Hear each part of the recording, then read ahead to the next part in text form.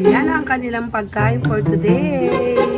Nilagang patola na may subak-subak na manok. Pero, syempre, palalamigin muna natin. Then, pipilihan natin ng mga buto. Kailangan talagang walang buto. Kasi kailangan pakuluan yun. Malasa pagka may buto. Kasi lang yan, tas buko. Pinakuluan. Nilagang buko na may buto. Sarap buhay yan. Talaga naman. Ang ating stepper survivor.